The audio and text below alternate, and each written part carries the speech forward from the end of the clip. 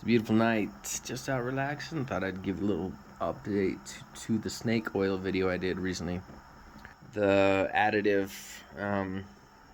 you can go back a couple videos. It was an additive for engines that leak a little bit of oil.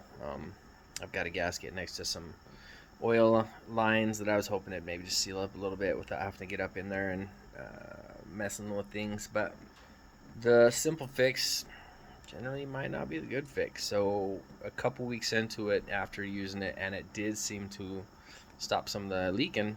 Lo and behold, I had zero oil pressure on the gauge, which means either my oil pump went south, or the sensor itself, or there's a little filter on these 5.3 Chevys that have it sits right in front of the sensor, and so the oil pressure went to zero. Suburban ran fine.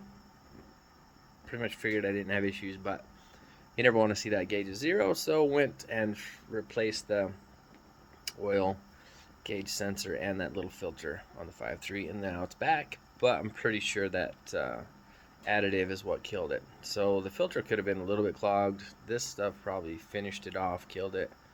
Don't know which one went south, because when you're in there with how painful it is to get to, you want to do both.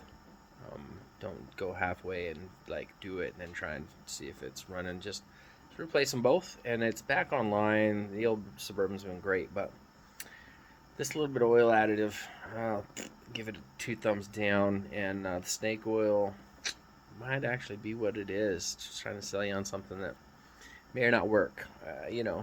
May or may not work. The older stuff, maybe it works better on ones that are simpler and didn't have so many ways to have a possible issue. But in this specific situation, no bueno.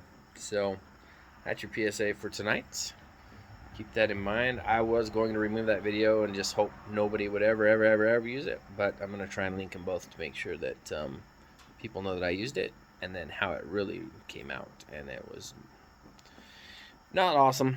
I should have been a little bit smarter, but I was interested in how it works. So some of it was kind of like cause and effect. I like trying things out, seeing what works, what doesn't. Because, man, when you go into the auto stores, there's a whole shelf of this stuff, injector cleaners and different ways and things that people mention.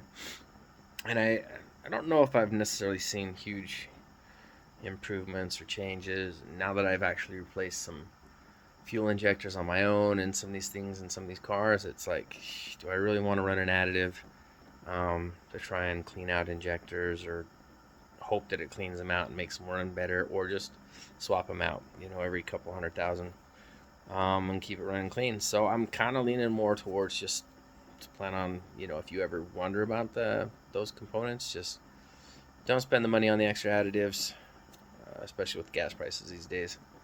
The price, your gas tank is super precious with how much it costs anymore right now.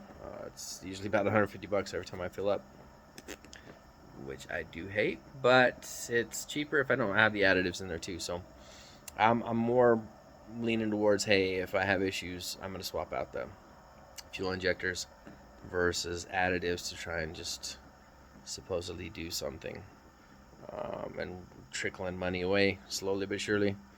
So anyway, drop your notes, comments if you have any, and I'd like to know what you think. Have a good night.